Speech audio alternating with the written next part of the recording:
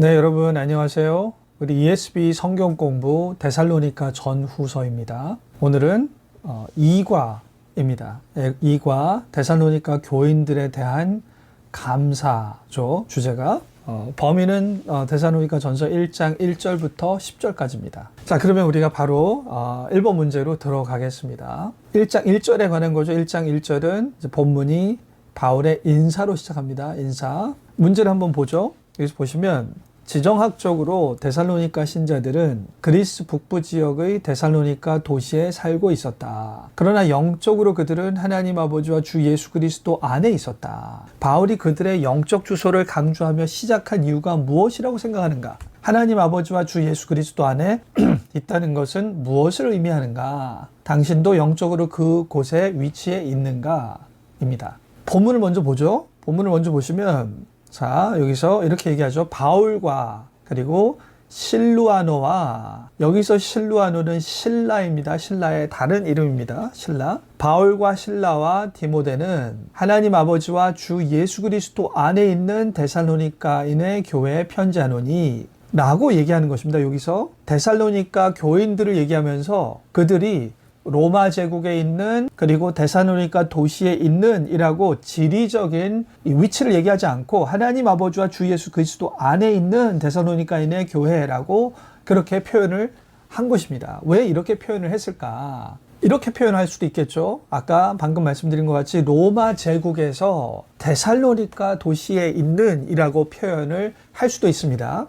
근데 이렇게 표현하는 것은 지리를 중심으로 표현하는 것은 단순히 어디 있는지 위치가 궁금해서 정확히 어디서 제국에서 어디에 있다라는 그런 위치 자체를 규명하고 밝히는 것뿐만 아니라 만약 이렇게 표현한다면 나는 지금 로마 제국 소속의 데살로니가 도시에 사는 이 도시 시민 소속이야 라는 소속을 나타냅니다. 이 당시에는 특히 이런 표현이 되게 민감했는데, 왜냐하면 이 당시에는 특히 이제 로마 제국이죠. 로마 제국. 로마 제국은 일단 로마 역사에서도 여러 단계를 지나지만 특히 아우구스투스 때부터 로마 제국은 한 명의 이 황제의 원톱 실질적인 독재 체제로 갑니다. 그 전에 두 차례 삼두 정치를 거치면서 세 명이 지배했던 그런 체제에서 이제 아우구스투스 때부터 옥타비아누스죠. 옥타비아누스가 이름을 이제 아우구스투스 바꿔서 아우구스투스 때부터 로마 제국이 이제 원톱 체제로 가면서 이제 새로 전체적으로 정비하면서 이제 그 전에 삼두 정치 때 그리고 그 전에 로마의 혼란스럽고 덩치는 크지만 이 하나로 통합되지 못해서 질서와 번영을 가져다 주지 못했던 그때와는 다르게 아우구스투스 때부터는 이제 로마 제국은 질서와 번영과 평화가 도래한다 라고 해서 이제 로마에 대해서 이제 새 시대가 열렸다라는 그런 기대가 생기게 됩니다. 그래서 팍스 로마나라는 것도 로마를 통해서 오는 질서와 평화라는 뜻이죠. 특히 평화를 강조합니다. 그래서 이렇게 이 당시 로마 제국에 속한 사람들은 우리가 로마 제국 덕분이야, 이 황제 덕분이야 라는 그러한 황제 중심적인 그런 안정감을 가지게 됩니다. 그리고 황제 입장에서도 아우구스투스도 이제 본인이 원톱 체제의 통치를 시작하게 되면서 이제 조금 더 원톱 체제로 거대한 덩치의 제국을 거느리려면 일단 이 한 명의 리더가 강해야 되는 것이죠. 그래서 아우구스투스를 이제 황제 중에서도 신급의 황제, 그 죽은 이 아버지가 죽은 율리우스 카이사르는 죽은 황제는 이제 판테온에 들어가는 신이 되고 이제 그 황제 아들, 살아있는 황제는 신의 아들로서 그러한 위치를 차지합니다. 죽으면 또 이제 신이 되는 것이죠. 신의 아들로서 제국의 평화를 가져다주는 그러한 엄청난 존재이다. 그래서 사람들이 황제의 리더십을 공고하게 하기 위해서 황제 숭상이 전 제국 전역으로 퍼지게 됩니다. 황제 숭상. 황제를 다른 이 당시에 로마 시대에 있는 많은 이 헬라 신들 있죠. 헬라의 이 그리스 신화에 나오는 많은 그런 다신들이 퍼져 있는데 그러한 신급으로 여기는 거죠. 그 중에서 특히 우리의 질서와 이 제국의 질서와 번영을 가져다주는 그러한 황제, 그러한 신적으로. 그래서 황제 숭상이 있었던 때였고, 그래서 그렇게 이 로마 시대에서 잘 많은 것들을 누리고 사는 자들은 그래, 내가 로마 제국에 사니까 나는 로마 제국의 시민, 시민권 있는 자는 자랑스럽게 생각했고, 특히 여러 도시 중에서 로마 제국의 특혜를 받는 도시는 더 자랑스러워했습니다. 데살로니카라는 도시도 이제 로마의 많은 특권을 누리고, 그리고 로마가 많이 간섭해도 되지 않는 많은 자유의 그런 지위를 부여했습니다. 로마 입장에서 너희들은 믿고 맡길만 하다. 아주 이 말을 듣지 않아서 내가 이 자세하게 감시하고 관리해야 되는 그런 도시가 아니라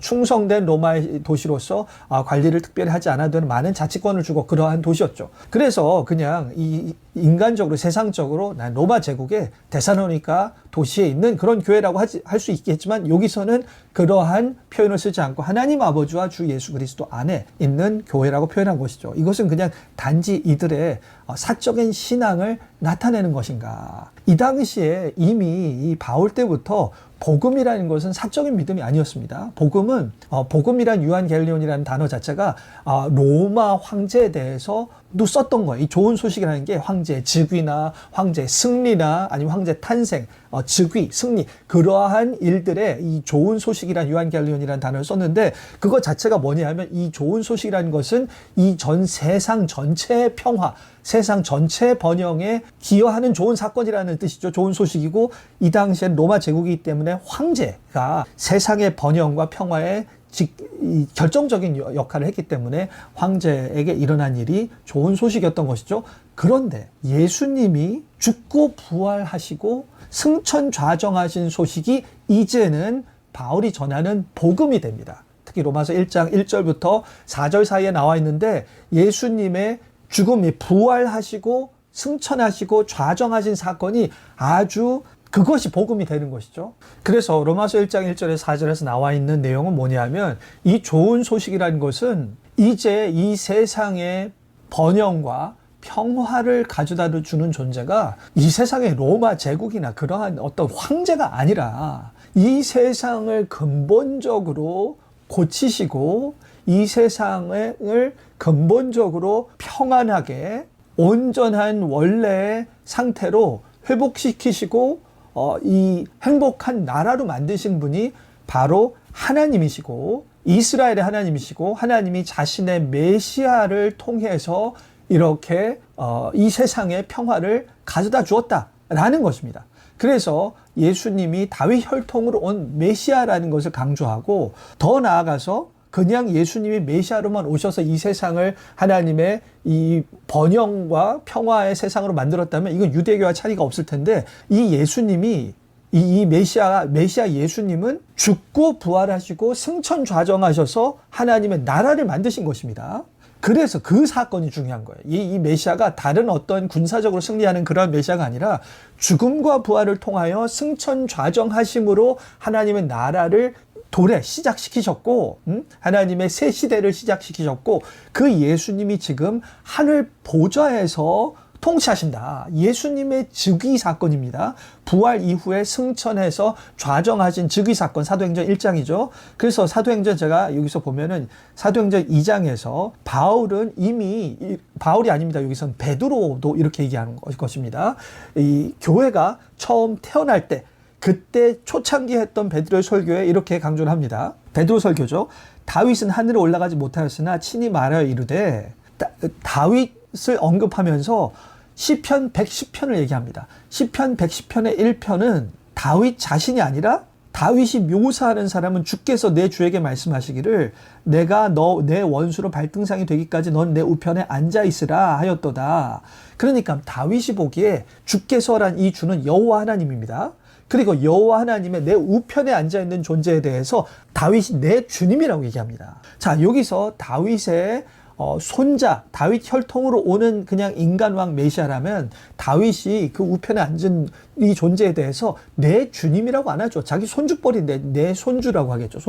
내 손주라고 안 하고 손자를 다 빼고 주님이라고 합니다. 주님. 그 얘기는 저 보좌에 앉으신 분은 여호와와 오른편에 앉으신 분은 주님이신 거죠. 주님. 다윗조차 주님이라고 얘기하는 신적인 그런 분인 것입니다. 그 분이 지금 어떻게 하나님 우편에 앉아 계신 거예요. 그래서 그분이 통치자로서 하나님의 궁극적 통치자, 우편에 앉아 계신 하나님의 대리 통치자, 함께 통치하는 그 통치자로 하나님 우편에 하나님급에서 앉아 계신 것이죠. 그래서 그 통치자에게 내가 네 원수로 네 발등상 되기까지, 지금 모든 원수가 다 복종되기까지 너는 내 우편에 앉아 있으라 라는 것이죠. 그러니까 이 우편에 앉은 자는 기본적으로 이 원수를 물리칠 수 있는, 이미 원수를 제압해서 보좌에 앉은 것입니다. 원수가 감히 대항할 수 없는 상태인 거죠. 원수를 결정적으로 일단 물리쳤기 때문에 우편에 앉아 계신 거고, 그래서 이 우편에 앉아 계신 분은 통치를 시작하신 것이고,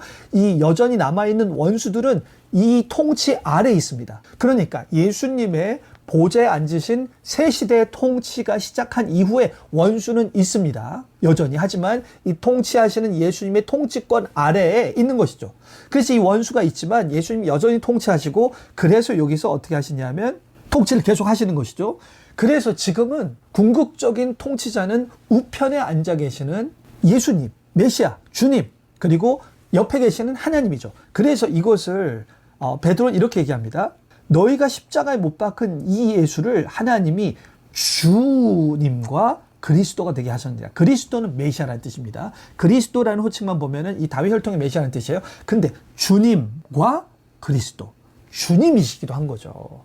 바로 이 우편에 앉아 있으라 한 그 시편 110편 1편의 성취로 예수님이 죽고 부활하셔서 승천하셔서 보좌 위에 좌정하셨다. 이 사건, 예수님의 부활, 승천, 좌정 사건은 예수님이 시편 110편의 신급 통치자로서 즉위하셔서 새 시대를 여신 것이다. 그렇기 때문에 바울은 하나님 아버지와 여기죠, 여기 주님, 주 그리스도, 여기죠. 지금 하나님 아버지와 주 예수 그리스도 안에 있다라는 것은 하늘 보좌에 계시는 하나님, 그 우편에 앉아 계시는 주 예수 그리스도, 이 하나님 아버지와 아들이 통치하시는 하나님 나라에 소속되어 있다. 우리가 비록 지리적으로 로마 제국 속에서 데살로니가 도시 안에 있지만, 그리고 그들의 법을 따르긴 하지만 그들의 법조차도 궁극적인 통치하시는 아버지와 아들 예수 그리스도의 통치 안에 있는 것이고, 그래서 우리가 사는 것은 그분의 아버지와 아들의 이 통치권 안에서 사는 것이다. 우리의 소속은 하늘나라다. 하늘 보좌에 계시는 아버지와 아들 예수 그리스도, 그리고 또 하나 첨가하다면 그분 아버지와 아들이 또 성령으로 우리 가운데 임재하시고 우리 가운데 다스리시는 성령 하나님, 성부 성자 성령 하나님의 통치권 가운데서 있는 교회라는 거죠. 그래서 이 교회의 정체성을 이 세상에 살되, 우리는 이 세상에 속한 자로 사는 것이 아니라 아버지, 아들, 성령 하나님의 통치에 속해서 그분의 백성으로 사는 것이다 라는 의미인 것입니다. 바로 그럼 그 다음 문제로 넘어갑니다. 은혜와 평강이 너에게 있을지어다. 바울은 갈라디아서 제외한 모든 서신을 이런 식으로 시작한다. 왜 항상 은혜가 평강보다 먼저 나온다고 생각하는가? 이 순서를 뒤집고 평강이 하나님에게서 은혜를 가져온다고 생각하면 시작하면 무슨 일이 일어나는가? 자, 평강과 화목입니다. 자, 이거는 은혜와 평강이 있죠. 평강은 기본적으로 왕이 즉위해서 왕과 하나님의 백성 사이의 관계가 화평한 관계. 그래서 왕이 선사하는 모든 통치와 그런 모든 특권들이 백성들 가운데 누려지는 상태가 평화로운 상태죠. 악을 제압하고 하나님의 백성이 하나님의 왕 되신 하나님과 메시아와 함께 질서 있게 평화롭게 행복하게 사는 것입니다. 근데 평강이 먼저 있고, 이게 이제 평화죠. 화해된 그런 상태고, 은혜는 이제 이 가운데서 평화로운 관계 가운데서 누리는 하나님이 주시는 각종 여러 가지 선물들이죠. 선물. 자, 그러면 평강이 먼저고 은혜다라는 것은 만약에 이런 식으로 오해가 될 수도 있을 것 같습니다. 평강이 먼저 있고 그 다음에 은혜가 주어지는 것은 일단 관계가 마치 이렇게 이게 약간 조금 어떤 면에서는 어떤 유대교적인 생각일 수도 있는데, 이제 하나님 백성들이, 유대인들이, 바리새인들이 이렇게 생각했죠. 자신들은 이미 의롭게 잘 살았기 때문에 하나님과의 관계가 평화롭다고 생각하는 거예요. 평화롭기 때문에 메시아가 오면은 하나님과 이미 유지하고 있는 평화 때문에 그에 합당한 선물을 줄 것이다. 그러니까 하나님과의 평화를 우리가 스스로 유지하고 그것에 대한 보상으로 선물들을 주실 것이다 라고 생각할 수 있는 것이죠. 그럼 평화는 우리의 몫으로 이루고 그에 대한 보상으로 은혜를 선물로 받는다. 각종 선물을 받는다. 근데 이제 바울은 은혜를 먼저 얘기하는 것이 뭐냐면 원래 우리는 하나님의 백성, 딱 메시아 예수님 왔을 때 우리가 자동적으로 이미 하나님과 평화를 누렸던 관계가 아니에요. 그래서 메시아 예수님이 오셔서 이 백성들에게 이미 관계가 이미 좋아요. 예수님이 너희들 잘하고 있었어. 너희들 정말 의롭게 잘 살고 있었어. 그래서 막 안아주고 너희들 정말 잘했어. 내가 너희들 구하러 왔지. 그런 게 아니었잖아요. 우리는 예수님 왔을 때 우리는 대적자였고 원수였습니다. 그래서 우리는 반역죄로 죽임을 당할 만한 그런 자들이었던 것이죠. 그래서 우리는 만약에 예수님께서 오셔서 바로 심판을 집행했더라면 우리 모두 다 멸망당하고 없어졌을 그러한 자들입니다. 그래서 예수님이 오셔서 바로 즉위하시지 않는 게 예수님이 오셔서 만약에 스스로 의로운 자들이 있었으면 오셔서 그들 데리고 예수님 바로 즉위하시고 우리를 그냥 우편에 좌편에 앉아서 우리와 함께 통치를 시작하셨겠죠. 근데 예수님이 죽고 부활하셨다는 것 자체가 무엇을 의미하느냐 하면 아무도 예수님 오셨을 때 아무도 하나님 나라에 합당한 자는 없었고 모두가 다 반역죄로서 이제 반역 처벌을 받아서 죽기에 합당한 자들이었기 때문에 반역자들을 하나님 나라 백성으로 만드시기 위하여서 예수님이 죽으신 거죠. 우리의 죄를 속죄하시고 부활하심으로 우리가 하나님의 백성의 의로운 자가 될 수 있게끔 만드신 것이었습니다. 그래서 십자가 부활을 통해서 악인을 의인으로 만드신 다음에 통치한 것이죠. 통치를 시작한 것입니다. 그렇기 때문에 예수님의 하늘 보좌 통치는 그 통치 이후부터는 이제 반역자 죄인도 하나님의 백성이 될 수 있는 거예요. 왜냐하면 십자가 부활을 통해 반역자들도 사형수들도 하나님의 백성이 될 수 있는 그런 길을 열어놓으셨기 때문에 자, 이렇게 하나님 백성이 될 수 있는 그런 방법, 그런 특권을 열어놓으신 것, 그것 자체가 은혜라는 것입니다. 하나님 주시는 많은 선물들 중에 이미 하나님 백성이 돼서 그 다음에 누리는 선물이 아니라 하나님의 백성이 되는 거, 반역자가 하나님 나라 시민이 되는 거, 하나님 나라의 의로운 지위를 확보하는 거, 이것 자체가 선물로 주어졌다. 그렇기 때문에 이 결정적인 하나님 나라의 백성이 되는 것 자체를 선물로 받았기 때문에 그래서 그 덕분에 평화가 이루어졌고 평안, 그래서 평화 가운데 더 많은 다른 선물들을 또 많이 받는 것이죠. 그래서 바울은 평화보다 일단 은혜다. 이 모든 하나님 백성이 되는 것부터 시작부터 은혜로 하나님이 선물로 주신 것이다. 값 없이 주신 것이다.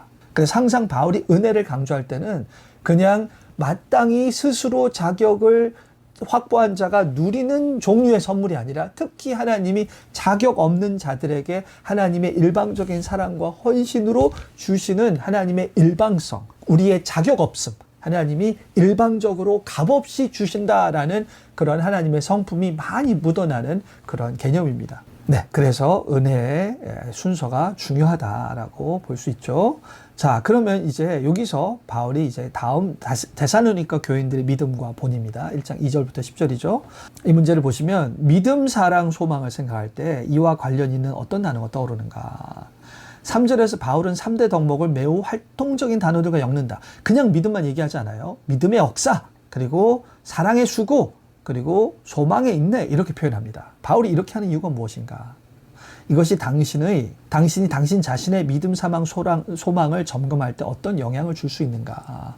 자, 일단 이거 맥락을 보겠습니다. 본문을 보시면 이렇게 얘기하죠. 바울이 아까 전에 1장에서 이 교회들을 소개하면서 하나님과 아버지와 그리스도 안에, 성자 그리스도 안에 있는 교회라고 표현했죠. 그러면서 이 데살로니가 교인들에 대해서 이렇게 얘기합니다. 먼저 뭐라고 하냐면 우리가 너희 모두로 말미암아 항상 하나님께 감사하며 기도할 때 너희를 기억하면, 바울이 처음에 이제 인사하면서 하나님 안에 있는 너희 교인들아, 내가 너희 때문에 항상 하나님께 감사해. 너희 때문에 감사하고 기도하면서 너희를 막 기억해.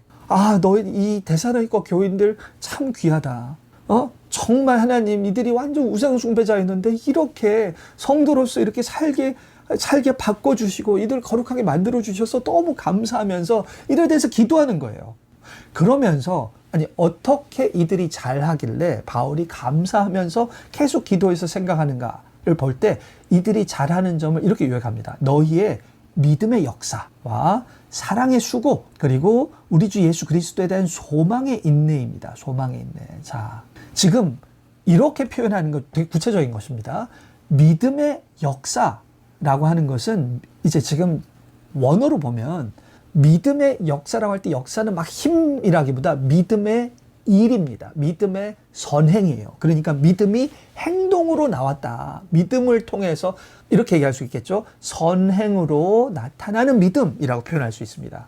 그리고 사랑의 수고는 애쓰는 것입니다. 힘든데도 불구하고 애쓰며, 그러니까 어려운 가운데 꾸준히 애쓰는 사랑이라는 표현이에요. 그리고 우리 주 예수 그리스도에 대한 소망의 인내라는 것은 예수 그리스도를 향해 가지는 소망 때문에 가지는 인내, 예수님 때문에 인내함이죠.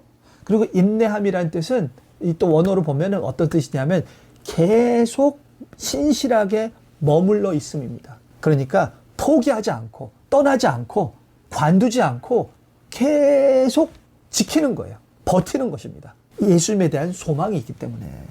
이 개념은 바울 서신 다른 곳에서도 나옵니다. 이렇게 나오죠. 로마서 1장에서는 이렇게 표현합니다. 바울이 복음을 전하는 이유가 이방인 중에서 믿어 순종케 하나니, 이게 지금 믿음은 순종의 행위로 나타난다. 믿음은 순종을 꼭 나타낸다. 이 믿음의 순종 서로 분리불가능하게 표현한 것입니다. 그래서 바울이 봤을 때 데살로니가 교인들이 잘한 것은 그들이 믿음만 반짝 가졌다가 믿음에 행하는 그 열매되는 행위는 전혀 없는 게 아니라 복음을 믿은 다음에 그에 합당한 행동의 변화가 있는 거예요. 행동의 변화가 있다. 믿음의 순종이 있다. 믿음의 선행이 있다. 그 부분을 좋게 잘하고 있다라고 표현한 것입니다. 그리고 갈라디아서에서는 이렇게 표현하죠. 예수 그리스도 안에서는 할례나 무할례나 그것이 외면적인 것이 중요한 게 아니라 사랑으로 역사하는 믿음입니다. 여기서 이렇게 얘기하죠. 믿음을 통해서 나오는 선행 있죠. 믿음을 통해서 나오는 선행은 그냥 도덕적이기만 한 선행이 아니라 사랑이 담긴 선행이죠. 사랑의 행동을 나타내는 것입니다. 믿음은 사랑을 나타낸다. 자, 이걸 정리하면 이런 거죠. 만약에 예수님을 통해서 시작된 새 왕국, 새 통치에 속한 자가 됐어요. 자, 이 통치를 믿으면 이제 삶이 변합니다. 이걸 믿으면 삶이 변해요. 그전에는 로마 황제가 다인 줄 알았다가 이제 예수님이 왕이 되셨어요. 예수님이 왕이 되셨어. 예수님이 진정한 우주의 왕이래. 이걸 정말로 믿는다면 이제는 내가 정말 충성하고 내가 정말로 충성하고 내가 따라야 할 궁극적인 권위는 로마 황제가 아니라 예수 그리스도이시구나 라는 걸 깨달았어요. 그러면 행동이 변할 수밖에 없습니다. 예전같이 마치 로마 황제가 다인 것 같이 그렇게 우상숭배적으로 못 삽니다. 이제는 예수님께 충성을 다하기 위해서 살 수밖에 없습니다. 그래서 이 복음에 대한 믿음, 즉 예수님의 부활 승천 좌정이 이 우주의 새로운 시대와 새로운 통치 시작이다라는 걸 제대로 믿는다면 이제는 예수님을 왕으로 섬기고 그분을 두려워하면서 사는 삶의 변화가 있어야 돼요. 그래서 믿음은 그 삶의 변화, 행동이 있어야 됩니다. 삶의 변화가. 근데 이 예수님이 어떤 성품의 왕이냐에 따라서 이 변화된 삶의 이 내용이 다를 수 있습니다. 만약에 예수님이 이렇게 새 시대를 여셨는데 이럴 수 있죠. 자, 로마 시대 때는 뭐 그냥 로마 황제 숭상만 하고 세금만 내고 그러면은 괜찮았지. 이제 이거 상상이에요. 예수님이 이제 진정한 통치자는 나야. 진정한 통치자는 난데 이제 내 왕국의 백성으로 사는 것은 너희들이 나를 왕으로 진정으로 여긴다면 내 기준에 따라서 살아야 되지. 내 기준은 뭐냐 하면 이제 영적으로 얼마나 뛰어난지, 영적으로 상위 10%까지 나는 잘라. 그런 자들만 진정한 시민권이 될 수 있고 나머지는 다 낙오자야. 다 뭐 그런 노비나 그렇게 되는 거야. 알았어? 그러면 이 왕 밑에서 사는데 이 왕을 믿는 믿음은 어떤 행동으로 나타나죠? 완전한 경쟁을 통해서 엄청나게 영적인 어떠한 이 상위 10% 안에 들기 위한 그러한 생존 경쟁, 단지 영적인 경쟁, 종교적인 경쟁으로 바뀐 것뿐이죠. 그러한 치열한 경쟁의 삶으로 바뀌겠죠. 사랑할 수 없는 것입니다. 근데 우리 예수 그리스도께서는 어떤 분이시냐면 완전히 반역자에서 이 사형 당해서 마땅한, 반역죄로 처벌받아 마땅한 자들을 긍휼히 여기셔서 그들을 굳이 자신의 백성으로 안 만드셔도 되는데, 그냥 다 멸망시키고 그냥 새로 윌리를 만드셔도 되는데, 굳이 이 멸망받을 이 반역자들을 데리고 이들을 하나님의 나라의 백성으로 만드셔서 하나님의 이 삼위 하나님의 모든 사랑을 누리게 하시고자, 왜 그러셨는지는 정말 이해할 수 없습니다. 그냥 이게 사랑인 거예요, 사랑. 이들이 멸망받지 않고 나의 모든 충만함과 행복과 모든 번영을 누리고자 하시기 원하시는 그 마음 때문에 이들을 위해서 목숨을 내어버리시고, 그래서 이들이 의로운 하나님 백성이 되게끔 그렇게 만드신 그러한 왕인 거예요. 그러한 왕. 그러면 이 왕이 진정한 우주의 통치자다라는 것을 알면은 이제 이 왕에게 충성하고 사는 방법은 이제 뭐죠? 우리 왕은 나에게 이렇게 긍휼을 베풀었는데 나는 이제 완전히 아무나 나는 사람들한테 함부로 대할 거야. 그건 말이 안 되는 거죠. 이 왕에게 긍휼을 받고 반역자였는데 이렇게 이 왕의 사랑을 받았다면 이 왕이 합당하게 사는 것은 이제 이 믿음의 행동은 뭐냐면 사랑입니다. 사랑. 사랑으로 다른 이들, 합당하지 못한 자들, 나도 합당하지 못했는데, 나도 반역자로 죽임을 마땅했는데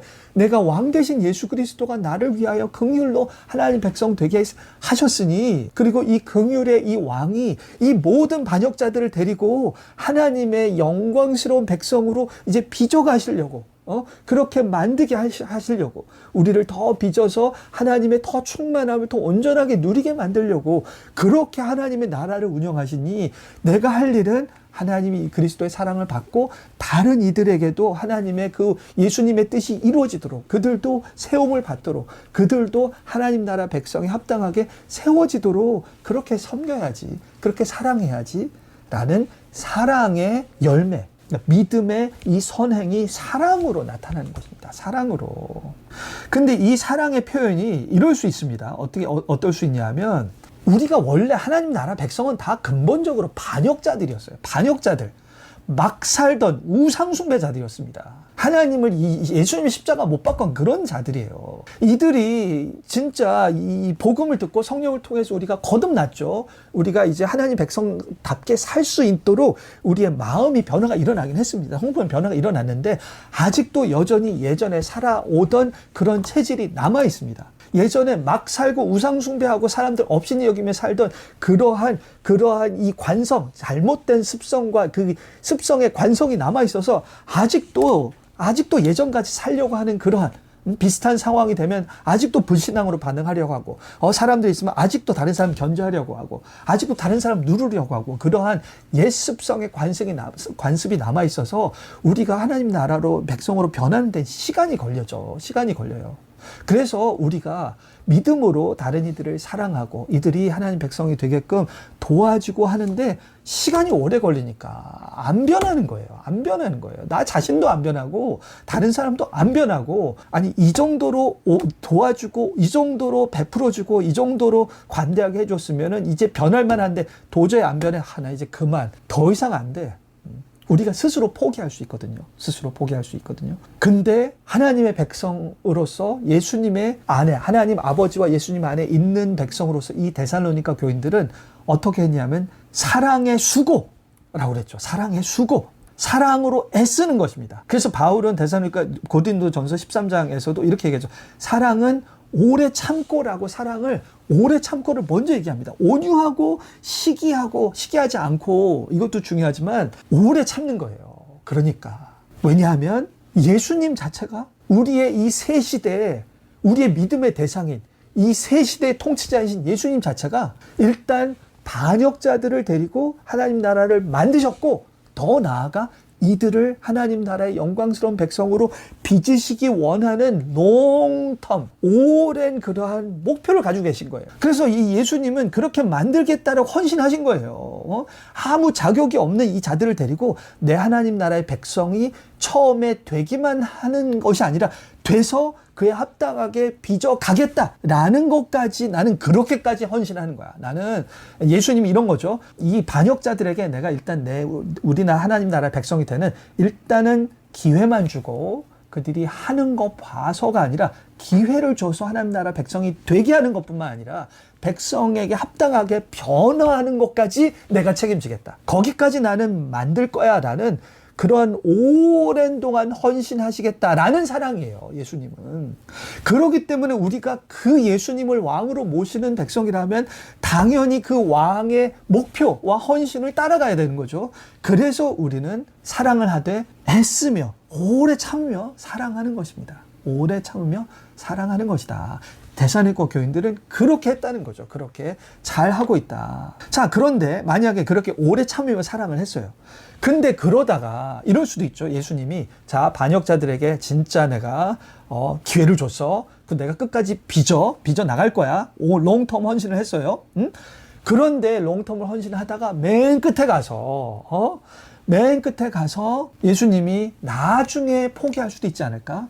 오래 참고 하시다가 결국 끝에 포기하시지 않을까? 일단 기회를 줬지만 이 나라를 만드셨지만 하는 거 봐서 잘 안 이루어지면 그냥 이 나라를 쭉 완성하지 않고 그냥 멸망시키고 끝내지 않을까? 그러면 그동안 오래 참고 반역자들이라서 아무런 그런 절대 변할 것 같은 그런 원래 변할 것 같은 그런 종자가 아닌데 정말 싹수가 노란데 도저히 안 될 것 같은데 괜히 노력했다가 말이야 나중에 죽도 밥도 안 되면 나중에 다 멸망당하면 노력한 게 다 헛수고가 되잖아요. 어차피 변하지 않을 자들 데리고 노력해봤자 하나님이 나중에 포기하시든지 아니면 하나님이 나중에 어떻게 완성하시지 않으면 모든 게 다 수포로 돌아가죠. 근데 그렇지 않다. 왜냐하면 예수님이 어떻게 하죠? 예수 그리스도를 믿는 믿음의 소망 있죠. 예수 그리스도 믿는 소망에 뭐라고 그랬죠? 예수 그리스도 믿는 소망에 인내라고 그랬죠. 그러니까 소망이 있는 것입니다. 소망이 뭐냐면 예수님이 완성하실 것이다. 예수님이 완성하실 것이다. 그래서 지금 변하지 않는 것 같은 자들 예수님이 성화시키실 것이고 결국 부활로 완성하실 것이다. 이건 확실하다. 그러니 너희들의 지금 이 섬김과 사랑이 헛되지 않다라는 것이죠. 이게 구체적으로 고린도전서에 나와 있습니다. 나중에 부활에 대한 확실성을 얘기하면서 이렇게 얘기합니다. 부활이 확실하기 때문에 그러니 너희들은 형제들아 견실하며 흔들리지 말고 항상 주의 일에 더욱 힘쓰라. 안 될 거니까 어차피 안 될 거니까 손 놔라. 조금만 해라가 아니라 힘쓰라는 거예요. 흔들리지 말라는 거예요. 견실하며 흔들리지 말고 항상 주의 일을 더욱 힘쓰라. 왜냐하면 너의 수고가 주 안에서 헛되지 않을 것이다. 결국 예수님은 자신의 백성을 거룩하게 부활하여서 완성시키실 것이고 그 확실히 보장되는 그 최종 그 모든 이 결과는 너희들의 수고를 통한 이 과정들을 예수님이 사용하셔서 그래서 결국 완성하실 것이야. 물론 우리가 드리는 기여가 하찮을 수 있습니다. 우리의 섬김이 별거 아닐 수 있습니다. 하지만 예수님은 제자들에게 광야에서 오병이어를 가지고 오라고 하셨잖아요. 오병이어를 가지고 오라고 하셨습니다. 예수님 직접 하실 수도 있는데 오병이어를 가지고 와. 내가 이걸로 먹일 거야. 그러니까 우리의 사랑의 수고, 인내하는 이유는 소망 때문에 우리를 사용하셔서 하나님의 백성을 우리의 사랑의 수고를 통해서 하나님의 백성을 성화시키고 거룩하게 빚어나갈 것이고 결국 최종적으로 완성하시고야 말 것이다. 그러니까 한마디로 정리하면 우리의 믿음, 우리의 믿음 그리고 사랑의 수고 끝까지 이렇게 살 수 있는 근거는 예수님의 통치입니다. 예수님이 이 새 시대를 여신 예수님이 반역자들을 데리고 통치를 시작하셨고 이들을 끝까지 붙들어서 하나님의 영광스러운 나라의 의로운 하나님의 백성으로 완성시키실 거야 라는 이러한 하나님의 확고한 전능하심과 이 하나님의 능력이 이들을 세우시는 이런 사랑의 헌신으로 나타나는 것. 그것 때문에 우리는 이렇게 수고할 수 있다. 하나님이 주도하시고 완성시키실 것이다 라는 하나님의 이 주권적인 사랑이 우리의 모든 섬김의 근원이 된다. 이들은 다 데살로니가 교인들은 이렇게 살고 있었던 것입니다. 자, 여기서 이제 이거는 이제 바울과 그의 동역자들을 본받았건, 자, 데살로니가 교인들이 바울과 그의 동역자들을 본받았던 것처럼 이제 다른 사람들은 데살로니가 교인을 본받는다. 당신은 누군가에게 본이 된 적이 있는가? 당신이 속한 공동체는 어떤가? 사람들이 당신의 교회 생활을 함께 볼 때 그들은 예수 그리스도를 받아들이고 체험한다는 것이 무엇을 의미하는지 엿보는가? 자, 이거죠. 본이 되는 것입니다. 이것도 일단 텍스트를 보겠습니다. 본문을 보면은 이거죠. 너희는 많은 환난 가운데 성령의 기쁨으로 말씀을 받아 우리와 주를 본받는 자가 되었다라는 거예요. 그러니까 여기서 우리가 지금 바울과 실라와 디모데죠. 우리가 주님을 먼저 본받았어요. 사도들이 먼저 예수님과 같은 삶을 살기 때문에 교회에게 너희는 우리를 본받아. 우리를 본받는 것은 주님을 본받는 것과 마찬가지야. 그래서 우리와 주를 본받으라고 하는 것이죠. 그래서 이 데살로니가 교인들이 사도들을 본받았어요. 근데 이제 여기서 중요한 것은 두 가지죠. 사도들이 먼저 본이 되는 삶을 살았다라는 것입니다. 이것은 중요한 것인데 결국은 우리가 주님을 본받는 자가 되는 게 목표예요. 하나님의 아들의 형상을 본받는 게 목표입니다.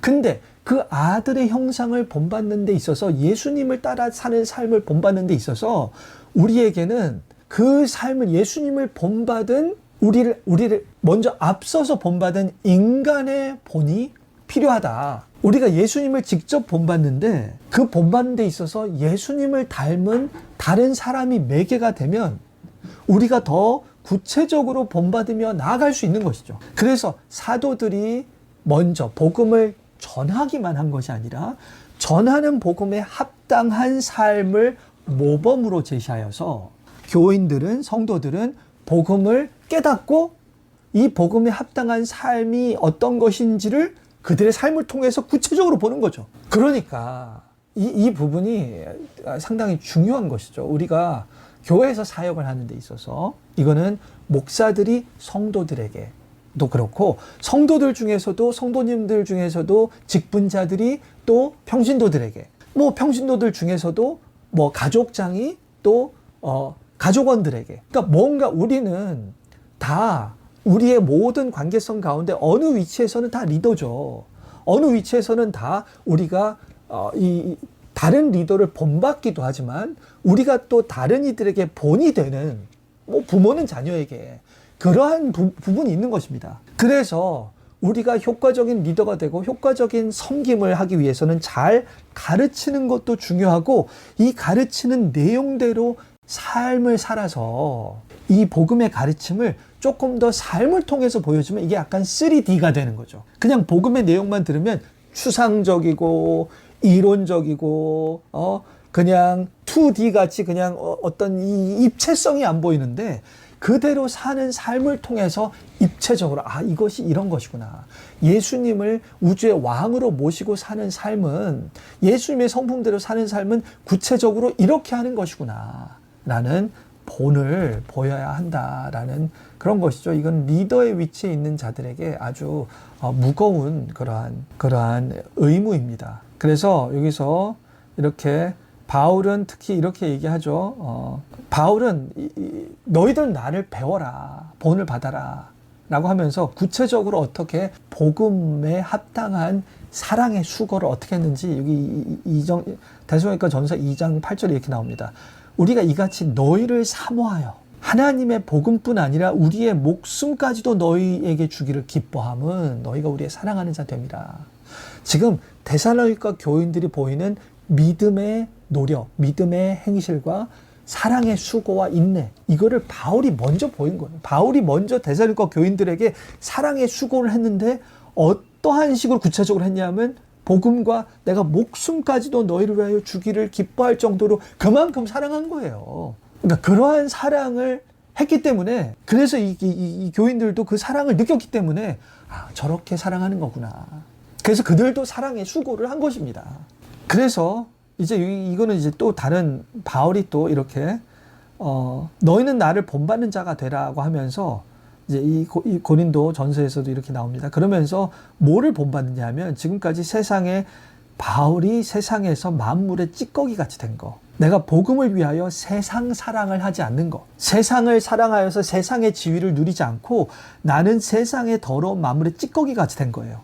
근데 왜 그러냐 하면 이것이 복음을 위해서 그런 거죠.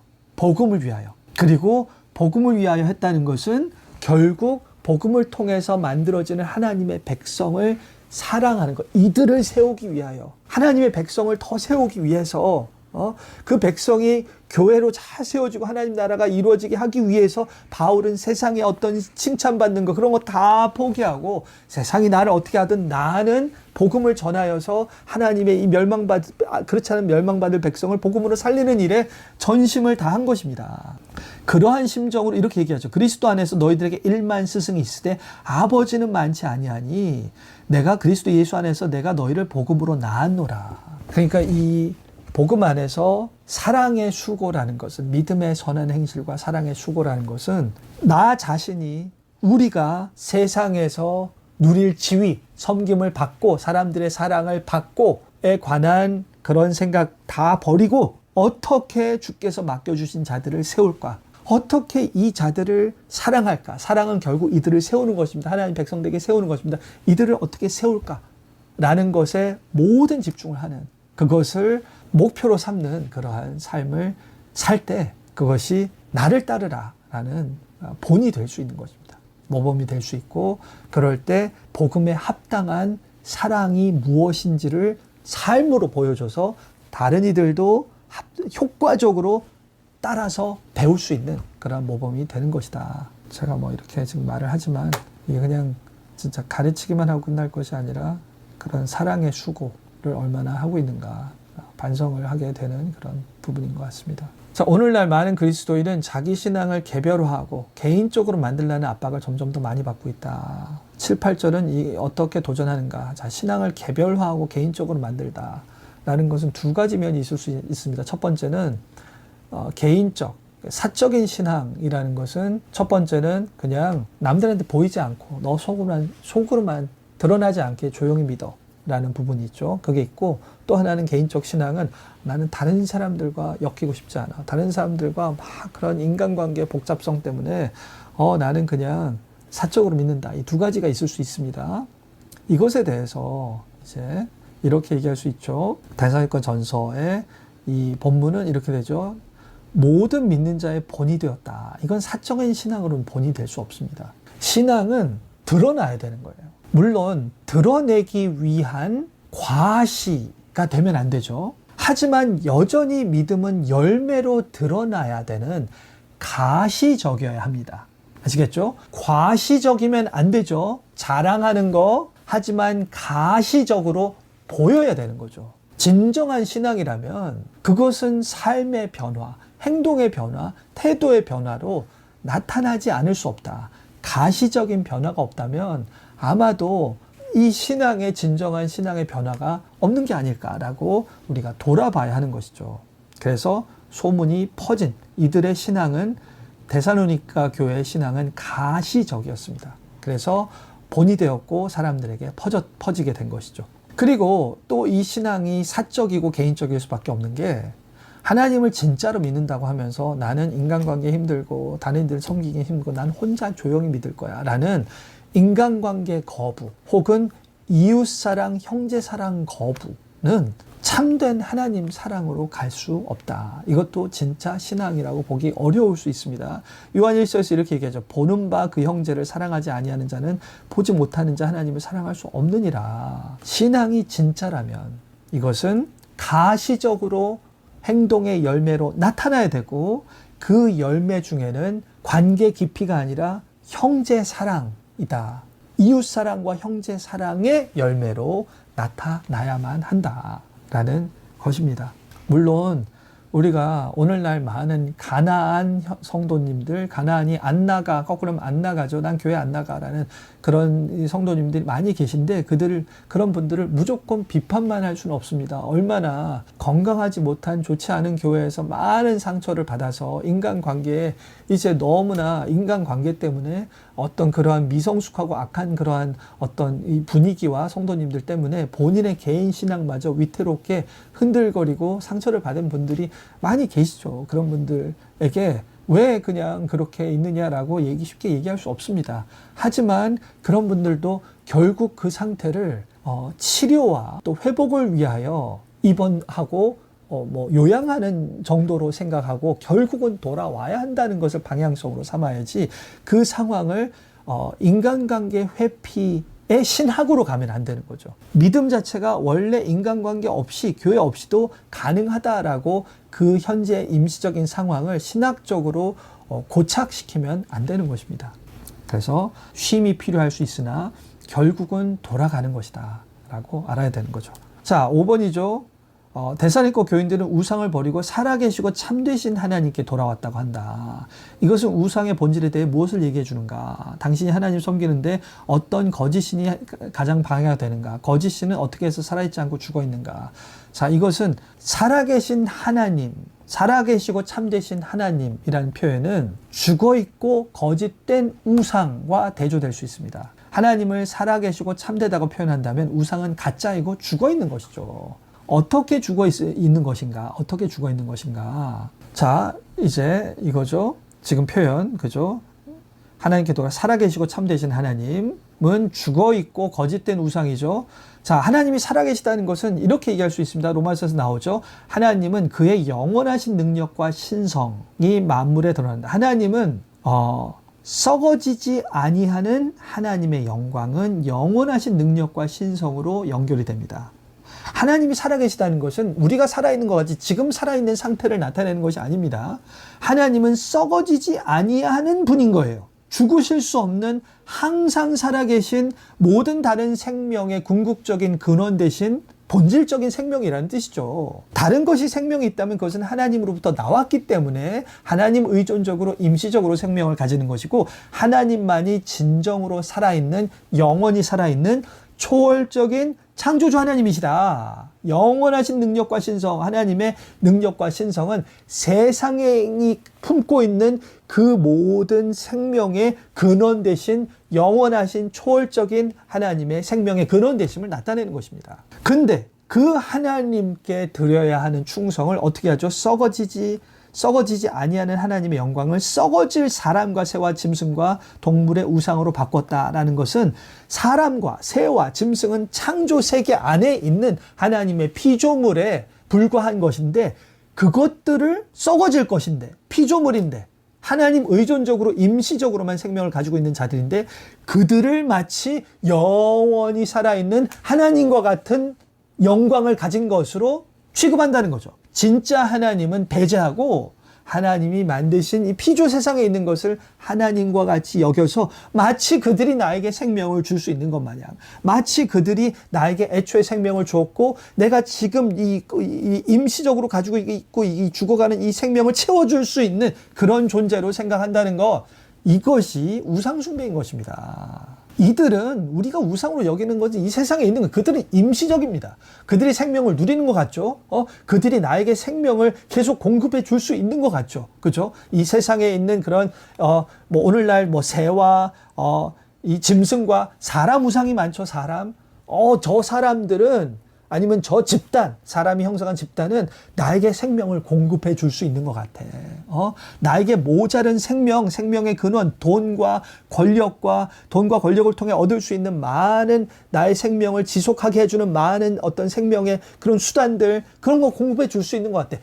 임시적으로, 그리고 간접적으로는 그럴 수 있죠. 하지만 돈으로 얻는 생명, 그런 모든 이 생명에 잘 먹고 잘 살 수 있는 모든 음식과 모든 그런 음식이죠. 음식과 옷과 그리고 안전하게 살 수 있는 그런 이런 환경과 모든 것들을 다 인간들이 임시적으로 간접적으로 줄 수는 있지만 결국 궁극적으로 생명을 주시는 분은 하나님이시죠. 우리에게 일용한 양식을 주시는 것도 하나님이시고 우리가 영원히 살 수 있는 생명을 영원히 직접적으로 줄 수 있는 분도 하나님이시다. 그 하나님이 보좌에서 예수 그리스도와 보좌에서 통치하고 계시기 때문에 우리가 이 세상에서 얻는 이러한 돈과 의복과 모든 그런 생명조차도 궁극적으로 보좌에 계시는 아버지 하나님과 아들 예수 그리스도, 주 예수 그리스도로부터 온다라는 그런 그분들의 통치권에 대한 신뢰가 있어야 된다. 그럴 때 우리는 다른 간접적인 인간 통치자들을 마치 하나님 의존하듯이 그렇게 의존하고 의지하는 그런 우상숭배를 버릴 수 있는 것입니다. 자, 그러면 6번이죠. 바울은 기다림과 섬김을 관련 짓는다. 어떻게 그리스도인의 기다림이 세상적 기다림과 다르며 왜 이것은 중요한 차이인가? 자, 바울은 기다림과 섬김을 같이 연결합니다. 자, 이게 일단 보겠습니다. 여기서 바울은 이렇게 얘기하죠. 참되신 하나님을 섬기는 것과 강림하실 것을 기다립니다. 세상적 기다림. 이게 이 문제 자체가 조금 애매하죠. 그래서 세상적 기다림을 할 때는 수동적입니다. 그냥 어떠한 수동적이라고 할 수 있고, 아니, 세상적 기다림도 무엇을 기다리느냐에 따라서 기다리는 동안에 해야 할 일들이 결정이 되는 것이죠. 만약에 세속적인 사람들이 지구의 멸망이 10년 후에 올 것이다. 아니면 지구의 멸망이 완전한 멸망은 아니고 대부분 멸망하게 될 것이다. 20년 후에. 그러면 그러한 사건을 기다린 자는 어떻게 할까요? 세상적으로 나는 그 멸망이 운석이 와서 지구를 때리고 그런 멸망의 날이 와도 버틸 수 있는 지하 벙커를 만들겠어. 아니면 식량을 미리 확보하겠어. 이러한 어떤 자신의 안전을 위한 그런 생존에 필요한 요소들을 갖추는데 힘을 쓰며 그렇게 기다리겠죠. 근데 바울은 예수님을 기다리는데 참된 하나님을 섬김을 통한 기다림을 얘기합니다. 섬김을 통한 기다림을 얘기한다. 왜냐하면 이건 당연한 거예요. 왜냐하면 이 예수님의 강림을 어떻게 너희가 기다리는지라고 얘기하죠. 하늘로부터 강림하실 예수님이 지금 보좌에 앉아 계신 예수님입니다. 지금 예수님 죽고 부활하셔서 승천 좌정하셔서 새 시대를 여신 예수님, 아버지 하나님과 아들 예수님을 통해서 성령을 통해서 통치하시는 그 시대가 지금 지속되는데 그 시대의 완성으로 오시는 거죠. 완성으로. 그렇기 때문에 우리는 지금 이미 예수님의 통치가 시작됐다라는 것만으로 우리는 그 하나님 나라의 백성의 일원으로서 마땅히 살아야 되는 거예요. 통치는 재림 때 시작된 게 아니라 지금부터 좌정하실 때부터 통치가 시작됐기 때문에 우리는 이미 예수님의 현재적 통치에 합당한 삶을 살고 그 삶은 무엇이냐 하면 하나님을 섬기는 방법은 아까 얘기한 거지 믿음의 그런 역사와 사랑의 수고 그리고 인내죠. 그런 삶을 사는 거죠. 그렇게 하나님을 섬기며 사랑하며 섬기는 것이죠. 그렇게 통치에 합당한 삶을 살아야 그것이 예수님께서 강림하셨을 때 가장 합당한 준비가 되는 것입니다. 예수님이 온전하게 통치를 이루실 그 날을 바라보며 우리는 지금 이미 그 날의 통치가 지금 시작됐기 때문에 그 통치에 합당한 삶을 지금부터 사는 것입니다. 지금부터 하나님 나라의 일원으로 사는 거예요. 그럴 때 그분의 통치가 우리가 기다리는 통치, 이미 하나님의 통치에 합당한 삶을 살고 있습니다 라는 그런 합당한 삶을 살 때, 통치가 왔을 때 우리는 완전히 기다리던 그러한 통치의 실현이 되는 것입니다. 자, 이것은 이제 다음 문제랑 같이 연결이 됩니다. 여기서 다음 문제는 뭐냐면 여기서 이렇게 되죠. 다음 문제를 먼저 문제 넘어가고 그 다음에 이제 아까 그 본문들을 볼 거예요. 9절 10절의 초점은 구원의 과거에서 구원의 미래로 옮겨간다. 우리는 하나님을 위해 하나님을 대체하는 것을 버리고 장래 노하심에서 우리를 건지실 죽은 자 가운데서 다시 살아나실 하나님의 아들의 재림을 기다린다. 그죠? 재림을 기다린 거예요. 데살로니가 교인들의 변화에 대한 설명은 신자의 과거 칭의, 성화, 영화에 어떻게 상응하는가. 자, 지금 예수님의 통치는 지금 통치가 완성될 것입니다. 자, 그러면 예수님의 통치에 합당한 삶을 지금부터 사는 게 이 통치의 재림 때 완성을 준비하는 삶이라고 그랬죠. 자, 그러면 이 통치에 합당한 지금 하나님을 섬기는 삶은 구체적으로 뭐냐면 아까 앞부분에 나왔습니다. 믿음의 선한 행실인데 사랑을 통해서 서로 세우는 그 역할을 하는 것이죠. 그것이 지금 하나님 나라, 지금부터 하나님의 통치에 합당하게 하나님을 섬기는 방법은 사랑하는 거예요. 결국 하나님 사랑, 이웃 사랑. 근데 그 사랑은 구체적으로 이웃을 세우는 것이죠. 이게 왜 중요하냐 하면 이 예수님의 현재 통치는 결국 두 가지입니다. 하나는 이 멸망받을 모든 인류가 사형수가 되어 있는 이 상황 가운데서 예수님이 통치자가 됐고 예수님의 통치는 죄인과 반역자들도 이 하나님 예수님의 나라에 들어올 수 있어 라는 것을 선포하는 기간입니다.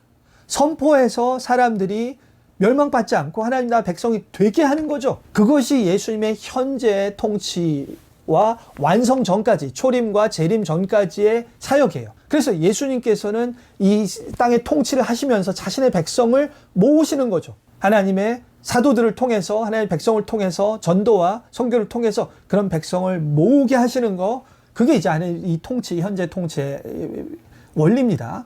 또 하나는 무엇이냐 하면 그렇게 하나님 백성 된 자들을 통해서 이제 하나님 나라의 백성에 합당한 모습으로 변화되게 하는 것입니다. 변화되게, 빚어지게. 하나님 백성에 합당한 자로 그렇게 빚어지고 형성되게 하는 거. 그것이 하나님 나라의 통치의 원리인 것이죠. 그래서 재림 때는 어떻게 되느냐? 하나님 나라 백성이 다 모아지는 거예요. 그리고 하나님 나라 백성이 미리 된 자들 또 이 후에 된 자들 모두 다 하나님 나라 백성이 되는 것뿐만 아니라 그들이 빚어지는 것이죠. 그래서 재림 때는 이들은 하나님 나라에 완성된 하나님 나라에 들어갈 준비가 돼 있는 것이죠. 반역자였다가 하나님 나라 백성이 되고 또 하나님 나라 백성이 합당한 자로 그렇게 빚어지는 것이다. 그래서 칭의는 하나님 나라 백성이 되는 것에 관한 것이고 성화는 하나님 나라 백성으로 변해가는 것입니다. 그래서 하나님 예수님이 재림하셨을 때 이 하나님 나라 백성이 부활로 완성되는 것이 영화인 것이죠. 영화. 그래서 그렇죠. 영화죠.